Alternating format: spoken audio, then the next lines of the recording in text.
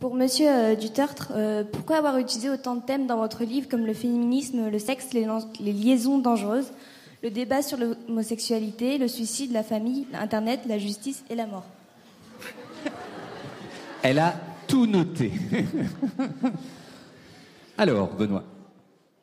Si vous voulez, le principe du livre, c'est... j'ai envie de dire... Moi, ce qui m'intéressait, alors là, pour le coup, c'est vraiment ce livre-là. J'ai parfois fait des livres plus autobiographiques, mais c'est vraiment un livre d'imagination.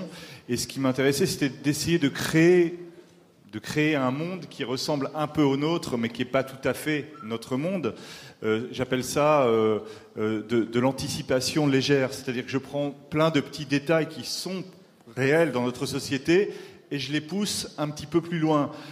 Donc, effectivement... Vous avez raison, pour camper le décor, si vous voulez, je me suis intéressé à un certain nombre de choses qui me semblent très caractéristiques de notre société et je les ai exagérées. Et chacun de ces thèmes que vous citez correspondent plus ou moins à des éléments de ce décor du livre. J'ai parlé de l'affaire d'Internet et de la confidentialité qui est quelque chose qu'on vit tous plus ou moins, mais que je pousse un peu plus loin, et même nettement plus loin au fil du livre avec cette histoire de dérèglement.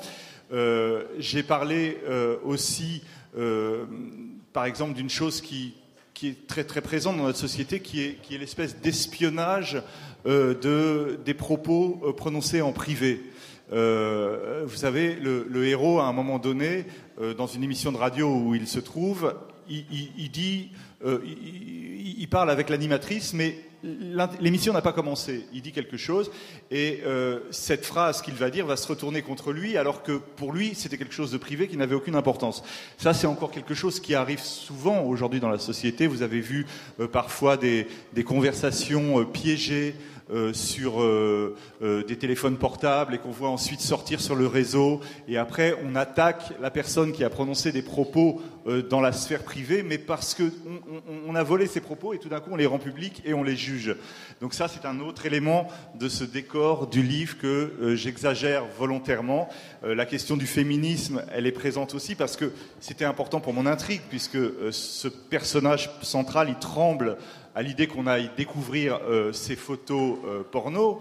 Et il se trouve que aujourd'hui, par exemple, dans la société, vous savez qu'il y a beaucoup de mouvements féministes qui mènent souvent des très bons combats, mais qui vont parfois assez loin. Et notamment, par exemple, ce combat pour la pénalisation de la prostitution. Alors, on en pense ce qu'on veut, mais moi, dans mon livre, c'est pareil, je reprends cet élément-là et je le pousse un peu plus loin. C'est-à-dire que les féministes du livre, elles, ce qu'elles veulent, c'est qu'on pénalise toutes les personnes qui vont consulter des photos porno sur Internet parce que c'est dégradant pour l'image de la femme. C'est quelque chose qui pourrait arriver demain.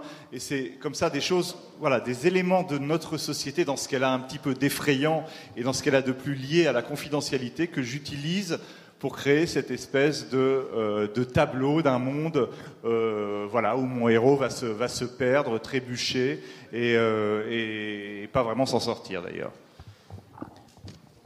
Alors, Le lycée Charles de Gaulle.